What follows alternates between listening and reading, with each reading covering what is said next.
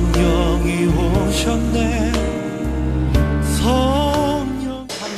현대인들의 생활하는 모습의 특징이 있습니다. 현대인들의 생활 특성을 살펴보면 현대인들은 매우 바쁘게 생활하고 있어요. 아이들은 학교 가랴, 또 학교 갔다 와서 또 학원에 가랴, 또 학교 숙제하랴, 학원 숙제하랴, 아주 정신없이 바쁩니다. 또 어른들은 대부분 요즘 또 맞벌이 부부 생활을 하니까 직장일 하랴, 또 집에 와서 가정일 하랴, 또 아이들을 돌보랴, 아주 매우 바쁜 생활을 어른들도 하고 있어요. 그래서 남자, 여자, 아이들, 어른 할 것 없이 다 바쁜 생활을 하고 있어요. 근데 바쁘지 않은 분들이 있더라고요. 70 넘으신 어르신들은 좀 한가합니다. 근데 대부분 아주 바쁘게 생활을 하고 있어요. 또 현대인들의 생활하는 그 특징적인 모습은 개인주의 생활을 하고 있습니다. 편리한 가전제품, 전자제품, 또 인터넷, 쇼핑몰 이런 것들이 발달하면서 다른 사람의 도움이 구태여 필요 없는 영역이 참으로 많아요.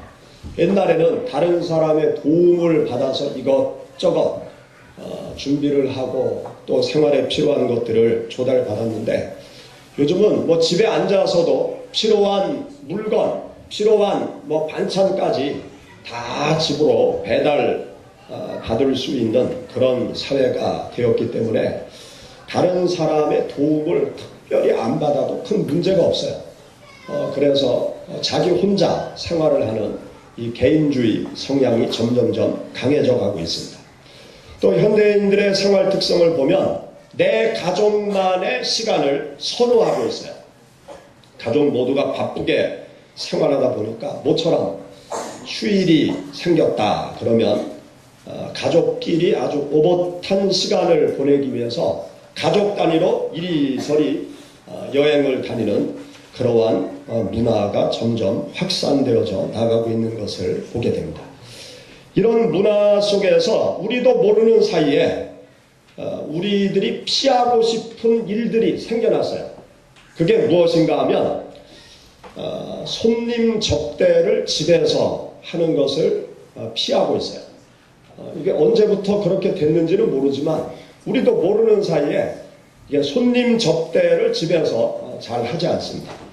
손님이 오면 바깥에서 외식을 하고 될 수 있으면 커피숍에서 대화하고 끝나고 또 허락되면 집에 와서는 그냥 커피 한 잔, 차 한 잔 정도 마시는 그러한 수준으로 하지 손님 접대를 음식을 차려서 집에서 접대하는 그런 집들이 참 찾기가 힘듭니다. 또 집안 잔치를 집에서 하지 않습니다. 옛날에는 다 집에서 동네 사람들이 다 모여가지고 환갑잔치, 결혼잔치, 초상 이런 모든 것들을 다 집에서 다 해결했는데 요즘은 집안 잔치들을 집에서 하지 않죠. 다 밖에서 모든 잔치를 다 끝내고 집으로 들어오죠. 그리고 요즘은 사람들을 가정으로 잘 초청하지 않습니다. 다른 사람들을 우리 가정으로 초청하는 것을 다들 부담스럽게 생각하는 거예요. 다른 사람들을 가정으로 초청하려면 일단 집안 청소를 해야 되잖아요. 다른 건 둘째치고 정리정돈을 해야 되지 않습니까? 근데 바쁜 생활을 하는 현대인들이 그게 이제 부담스러우니까 가정으로 사람들을 잘 초청하지 않아요. 그래서 될 수 있으면 밖에서 많이 만나죠. 이런 필요에 맞춰서 요즘 커피숍이 엄청나게 많이 생겨나죠. 골목마다 커피숍이 너무나 많아요. 그런데도 거기 보면 사람들이 소복히 앉아서 대화를 나누는 그런 모습들을 보게 됩니다. 가정으로 사람들을 잘 불러들이지 않는 그러한 모습들이 나타나고 있습니다. 이런 도시 현대인들의 생활 문화가 우리도 모르는 사이에 우리들의 신앙생활에 영향을 미치고 있어요. 세상이 이렇게 흘러가는데 이 세상의 흐름이 우리도 모르는 사이에 교회 안으로 이 흐름이 들어와 있고 또 우리들의 신앙 생활에까지 영향을 미치고 있는 현상을 보게 되어집니다. 제가 신학교 다닐 때 선배 목사님들이 학교 채플실에 와서 설교할 때 그런 얘기들을 가끔 하셨어요. 미국에 집회 가면 이렇게 주말에 금, 토, 일 저녁만 집회를 한다. 그런데 그때 이해가 잘 안 됐어요. 왜 집회를 주말에 저녁 때만 하나? 그때 당시 한국 교회는 월요일 저녁부터 금요일 새벽까지 집회를 했거든요. 그것도 새벽, 오전, 저녁 그렇게 일주일 동안 집회를 해서 은혜를 풍성하게 받았는데 미국의 교회들이 저녁 때만 집회를 한다는 거예요. 그런데 요즘에 와서 보니까 우리나라도 20, 30년 전에 미국의 교회 형태가 우리나라에 지금 이제 들어와서 우리나라 집회 형태도 변화가 되고 있어요. 부흥 집회를 잘 하지 않고 또 부흥 집회를 해도 저녁 때만 집회를 하는 그런 방향으로 지금 서서히 변하고 있는 것을 보게 되어집니다. 이렇게 이런 현상을 보면 이 사회 문화가 교회 문화 속으로 지금 들어오고 있는 거예요. 우리도 모르게 변하는 교회 문화가 있는데요. 그게 무엇인가 하면 요즘은 신방 받기를 별로 좋아하지 않아요. 제가 목회하면서 가끔 신방을 가려고 전화를 하죠. 집사님 신방을 가겠습니다. 그러면 선뜻 예 신방 오세요. 그거보다 안 오셔도 되는데요. 그렇게 나와요. 안 오셔도 되는데요. 그냥 교회에서 만나서 대화해도 되는데요. 구태여 왜 오십니까? 목사님이 오시면 참 여러 가지로 할 일이 많습니다. 여러 가지 의미가 담긴 말로 안 오셔도 되는데요. 그렇게 반응을 보이는 분들이 점점 많이 생겨나고 있습니다. 그리고 사실 목회하면서 제가 낮에 신방을 가려고 해도요. 집에 계신 분들이 별로 없어요. 점점점 집에 아무도 없어요. 낮 시간에는 가정이 텅 비어 있어요. 그래서 앞으로는 신방을 직장 점심시간에 찾아가야 될 것 같아요. 점심 같이 먹으면서 대화도 나누고 뭐 할 얘기도 하고 그렇게 해야 될 것 같아요. 또 가정집에서 예배 모임이 점점 사라지고 있습니다. 가정집에서 예배 드리는 모임이 점점 사라지고 있어요. 또 낮에 모이는 구역 예배 모임, 목장 모임들이 점점점 힘들어져 가고 있죠. 이러한 변화의 흐름이 이 사회에도 나타나고 교회 안에도 이런 변화의 흐름이 지금 나타나고 있어요. 그러면 이 변화의 흐름을 누가 일으켰느냐? 그건 잘 몰라요. 모든 것이 종합해서 이 변화의 사회의 흐름을 만들어 가고 있는데 이 변화의 흐름을 누군가가 막을 수도 없어요. 이 흐름은 그냥 흘러가는 거예요. 그런데 세상의 흐름 속에서 교회 안으로 세상의 그 생활 패턴이 교회 안으로 들어오고 있는데 신앙 속으로 들어오고 있는데 교회 안으로 신앙 속으로 들어오는 이 세상의 흐름은 우리가 막아야 됩니다. 그 흐름을 끊어버려야 돼요. 우리 예수 그리스도를 믿는 성도들은 세상의 흐름과 반대되는 쪽으로 우리가 힘쓰고 애쓰고 노력을 해야 됩니다. 이러한 세상의 변화의 흐름 속에서 여러분들에게 말씀드리고자 하는 것은 여러분들이 사회의 흐름과는 반대 방향으로 나가시기를 바랍니다. 사실 신앙이라는 것은 세상의 흐름을 거슬러 올라가야 신앙생활을 제대로 할 수 있어요. 이 세상의 흐름과는 반대 방향으로 우리가 나아가야 돼요. 그래서 신앙생활이 쉽지가 않죠. 어렵죠. 여러 가지로 고민되는 부분도 많이 생길 수밖에 없습니다. 세상의 흐름이 그렇게 흘러간다 할지라도 우리 예수 그리스도를 믿는 사람들은요. 사람을 초청하는 것이 힘들다 하더라도 사람을 가정으로 초청하는 일을 우리 예수 그리스도 믿는 사람들은 해야 돼요. 또 사람을 만나는 것이 힘들고 어렵더라도 많은 사람을 사귀고 만나는 일들을 우리가 해야 됩니다. 또 번거롭고 힘들더라도 나의 집에 사람이 찾아오는 것을 기뻐해야 돼요.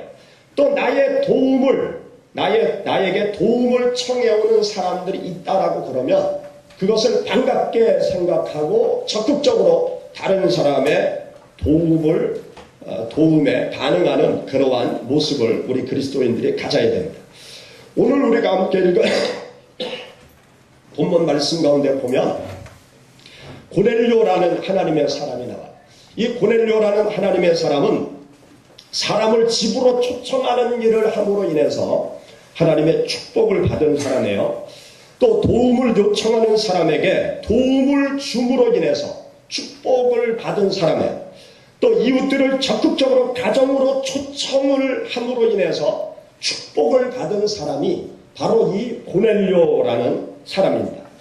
우리가 함께 읽은 본문 말씀 여러분들 다시 한번 보시기 바랍니다. 우리 1절 2절 같이 봉독하시죠. 가이사랴에 고넬료라는 사람이 있으니 그가 경건하여 온 집안과 더불어 하나님을 경외하며 백성을 많이 구제하고 하나님께 항상 기도하더니, 여기 고넬료라는 사람의 특징이 나오는데 백성을 많이 구제했다는 거예요. 이 고넬료라는 사람은 로마 군인이었어요.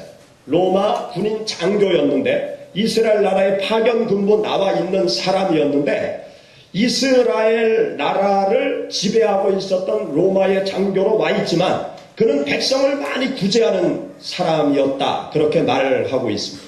또 5절 말씀 보세요. 내가 지금 사람들을 욥바에 보내어 베드로라 하는 시몬을 청하라. 이 말은 무슨 말인가 하면 이 고넬료라는 사람이 하나님을 섬기면서 하나님 앞에 열심히 기도하고 많은 사람을 구제하는 일을 열심으로 했어요. 그것을 하나님께서 기억하시고 하나님께서 이 고넬료에게 특별한 은혜를 주시기 위해서 천사를 보내세요. 천사를 보내서 어떤 메시지를 주셨는가 하면 베드로 사도를 초청해라. 이 베드로가 욥바라는 지역에 어떤 집에 지금 머무르고 있는데 그 베드로를 집으로 초청을 해라. 그러면 그를 통해서 내가 너에게 할 말이 있다. 그러면서 하나님의 천사를 고넬료에게 보내게 되었습니다. 바로 이 5절 말씀은 천사가 이 고넬료에게 나타나서 베드로 사도를 초청해라. 너희 집으로 초청을 해라. 그러한 메시지를 지금 고넬료가 받는 거죠. 그 다음 7절 말씀, 마침 말하던 천사가 떠나매 고넬료가 집안 하인 둘과 부하 가운데 경건한 사람 하나를 불러 이 일을 다 이루고 욥바로 보내니라. 천사의 말을 들은 고넬료가 집안 하인 이스라엘 하인 2명과 그리고 부하 1명을 뽑아서 베드로가 있는 지역으로 사람을 보내었다라는 것입니다. 우리 22절의 말씀 다 같이 한번 보시죠. 그들이 대답하되 백부장 고넬료는 의인이요 하나님을 경외하는 사람이라. 유다 온 족속이 칭찬하더니 그가 거룩한 천사의 지시를 받아 당신을 그 집으로 청하여 말을 들으려 하느니라 한데, 이 말은 이제 고넬료가 하인 2명과 자기 부하 1명을 욥바 베드로가 있는 곳으로 보내었어요. 그곳에 가서 베드로 사도를 만난 이 3명의 사람이 베드로에게 고넬료가 어떤 사람인지에 대해서 이야기를 하는 거예요. 그런데 고넬료를 어떻게 소개하고 있는가 하면 유대 온 족속이 칭찬하는 사람이다. 이스라엘 백성들이 다 칭찬하는 사람이다. 그렇게 이스라엘 사람들을 환대하고 이스라엘 사람들을 도와주고 이스라엘 사람들에게 많은 은혜를 끼치는 사람이다. 그렇게 소개를 하면서 당신을 지금 초청하니까 함께 가시면 좋겠습니다. 그렇게 이야기하는 것이죠. 또 24절의 말씀 우리 다 같이 보겠습니다. 이튿날 가이사랴에 들어가니 고넬료가 그의 친척과 가까운 친구들을 모아 기다리더니, 아멘. 베드로가 이제 고넬료의 집으로 온 거예요. 고넬료의 집으로 와서 보니까 고넬료가 많은 사람들을 자기 집으로 초청해서 자기 집으로 다 불러 들어가지고 기다리고 있는 거예요.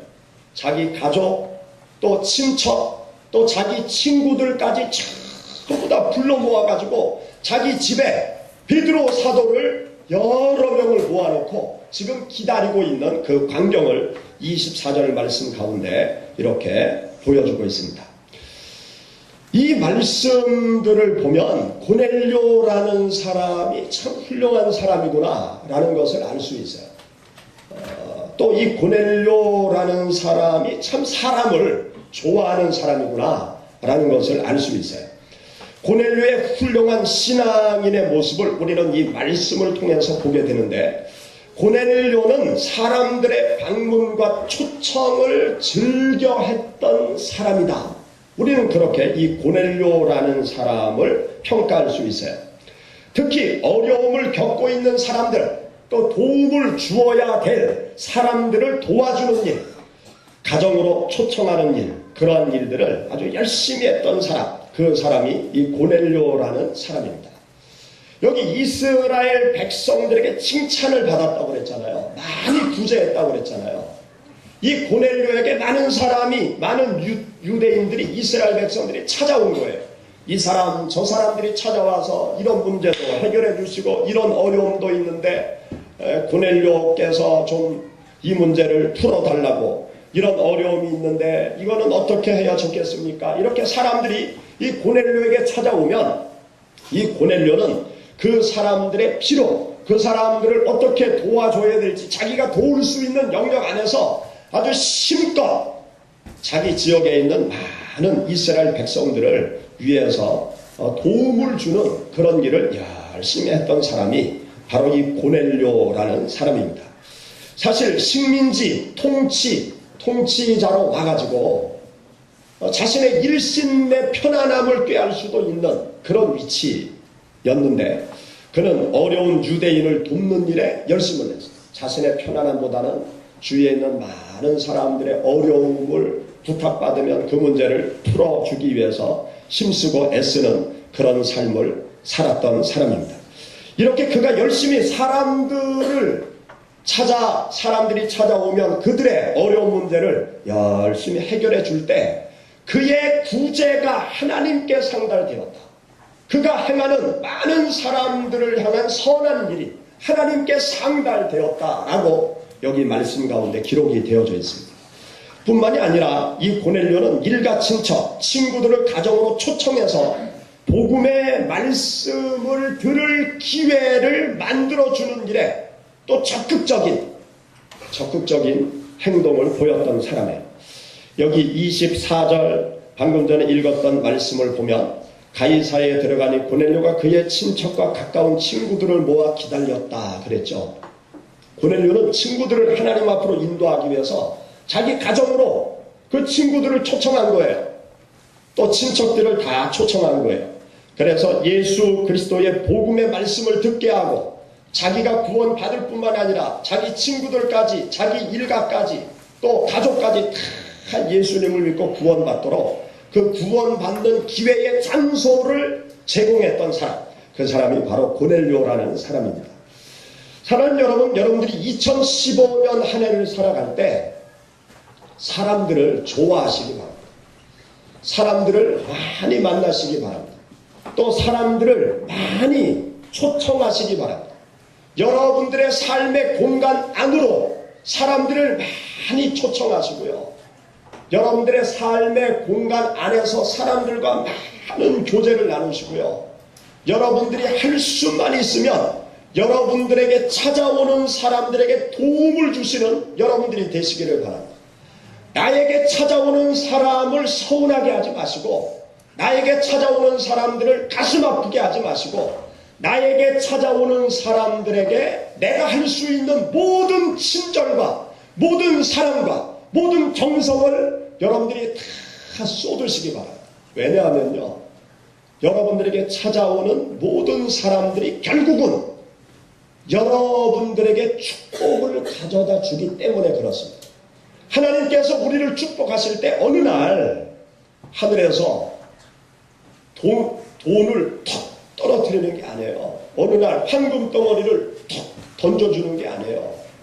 하나님께서 여러분들에게 찾아오는 사람들을 통해서, 그들을 통해서 여러분들에게 하나님께서 축복의 선물을 가져다 주시기 때문에 여러분들의 삶의 공간 안으로 찾아오는 사람들, 그 사람들에게 정성과 사랑과 여러분들의 삶을 다 쏟으시기를 바랍니다.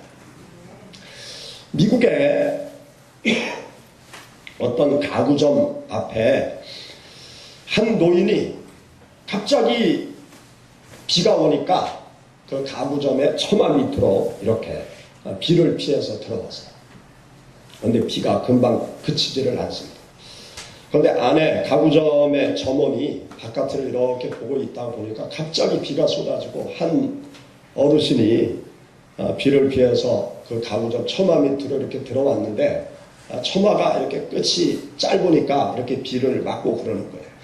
그래서 이 점원이 우산을 들고 나가서 정중히 안으로 들어오셔서 누구를 기다리시는 것 같은데 안으로 들어오셔서 잠깐 비를 피하고 가시라고. 그러니까 그 할머니가 안으로 들어오셨어요.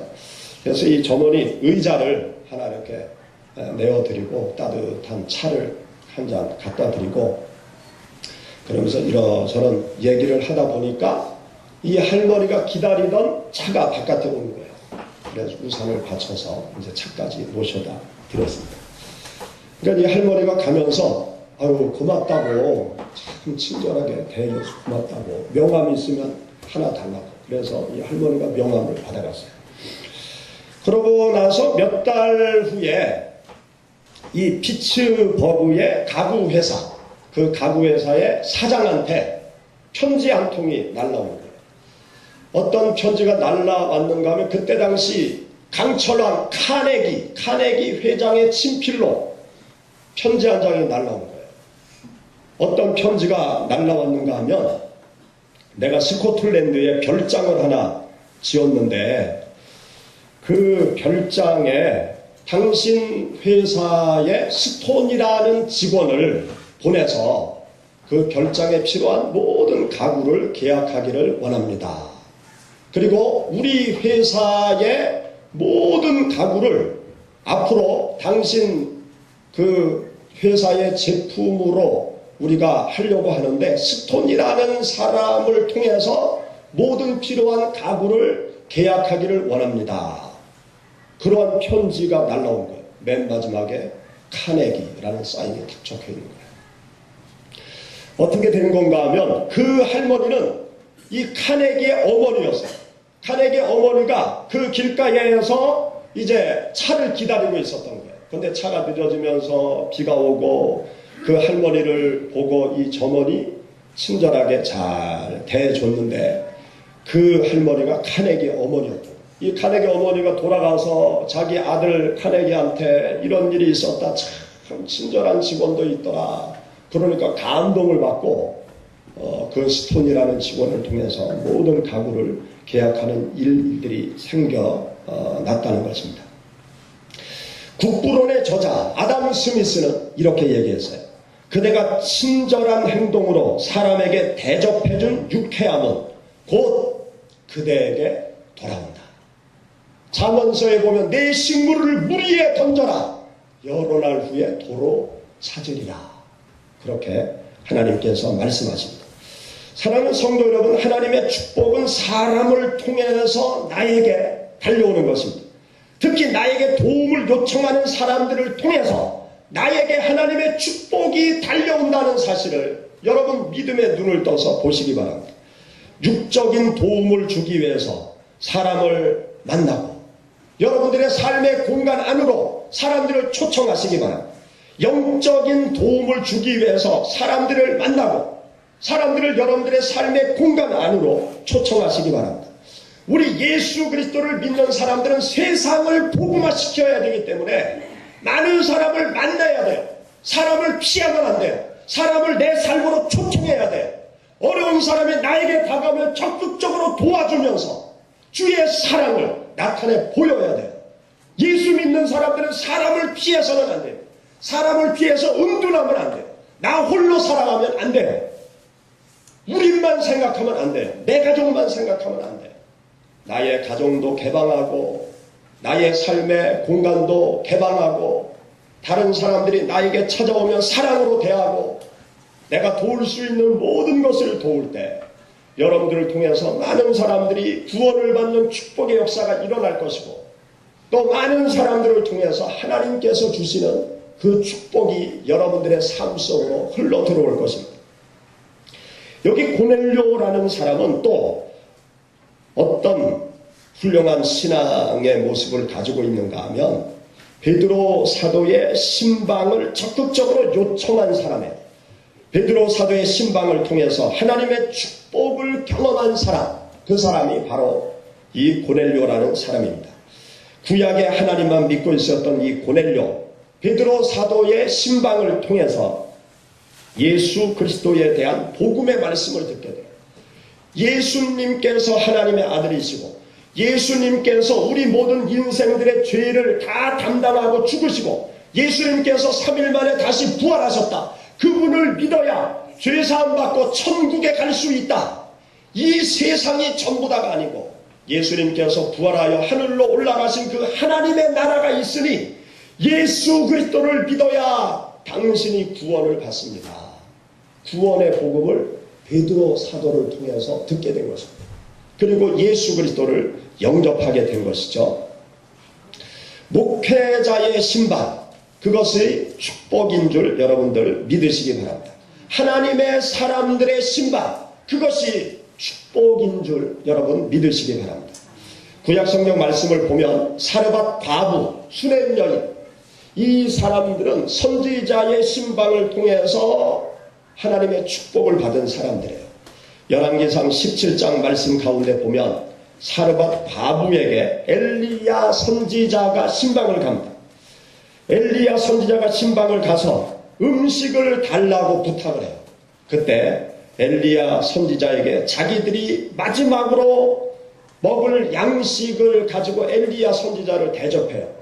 그때 하나님께서 그 가정에 기근이 닿을 때까지 밀가루통과 기름병의 기름이 떨어지지 아니하는 축복을 하나님께서 그 가정 가운데 베풀어 주십니다. 또 열왕기하 4장 8절 말씀 가운데 보면 수냄 여인과 그의 남편이 자기 집 앞을 늘 지나다니던 엘리사 선지자를 위해서 방을 하나 만들자고 해요. 그러니까 그 남편도 허락을 하죠. 그래서 수냄 여인이 이제 안락한 방을 하나 만들어서 엘리사 선지자가 지나갈 때 자기 집에 들어와서 그 방에서 쉬다가 또 가던 길을 가게 그렇게 하죠. 엘리사 선지자가 그 방에 들어가서 이제 쉬면서 가만히 여러 날 보니까 그 집에 아들이 없는 거예요. 자식이 없는 거예요. 그래서 그 부부를 불러다가 축복의 기도를 할 때 그 가정에 귀한 자녀가 탄생하는 놀라운 축복을 받게 되어집니다. 엘리사 선지자, 엘리야 선지자의 신방을 통해서 그 가정의 문제들이 해결되어지고 하나님의 축복이 임한 것을 보게 되어집니다. 여러분, 신앙생활할 때 목회자가 영적인 지도자로 모든 성도들을 가르치고 또 하나님의 나라로 인도하는 그 역할을 목회자들이 감당해 나가고 있죠. 이러한 목회자들의 신방, 또 영적인 지도자들의 신방, 그 신방을 통해서 우리들의 가정에 문제가 해결되어지고 또 우리들의 가정에 하나님의 축복이 임한다는 사실을 여러분 믿으시기 바라요. 저희 교회에 한 집사님이 아이를 낳고 산후통으로 고생을 하고 계셨어요. 잘 몰랐는데 그 목장에 집사님이 그런 얘기를 하더라고요. 아기를 낳고 셋째 아이를 낳고 산후통으로 고생을 한다고 그래서 그 목장 식구들하고 같이 신방을 갔습니다. 신방을 가서 같이 예배를 드리면서 목장 식구들하고 그 집사님을 위해서 간절히 합심해서 기도를 했어요. 그리고 돌아왔어요. 그런데 들리는 이야기가 있었는데 하나님께서 그 산후통을 깨끗하게 고쳐주신 거예요. 그렇게 같이 예배를 드리고 합심해서 기도하고 안수기도 하고 났는데 하나님께서 산후통을 다 다 고쳐주신 거예요. 하나님께서 하나님의 사람들이 그 가정의 신방 가서 함께 하나님께 간절히 기도를 할 때 하나님께서 역사해 주신 것이죠. 이와 같이 하나님의 사람들이 가정에 찾아와서 합심해서 하나님 앞에 기도할 때 하나님께서 놀라운 축복을 베풀어 주시는 것입니다. 우리가 이 세상을 살아가면서 사람들을 대하고 사람들을 대접하고 사람들이 나에게 찾아오고 주의 이름으로 찾아가서 기도하고 주의 이름으로 많은 사람들을 내가 영접하고 주의 이름으로 내가 축복을 받는 그 모든 과정 속에 하나님의 은총이 임한다는 사실을 여러분 기억하시기 바랍니다. 믿음의 조상 아브라함은 지나가는 손님을 잘 대접하다가 자기도 모르는 사이에 천사들을 대접했어요. 그리고 하나님의 놀라운 축복을 받게 되어집니다. 나에게 찾아오는 모든 사람들, 그 사람들을 여러분 어떻게 바라보시길 바라는가 하면 하나님의 천사들이다. 나에게 찾아오는 모든 사람들 하나님의 천사들이다 라는 믿음을 가지고 정성껏 여러분들이 그 사람들을 도와주고 대접하고 환대하는 삶을 살아가시기를 바랍니다. 나에게 찾아오는 모든 사람들을 여러분들이 기쁘게 하심으로 2015년 하나님께서 주시는 축복을 받아 누리시고 간증하시는 한 해가 되시기를 주의 이름으로 축원합니다. 같이 기도하겠습니다. 성령이 오셨네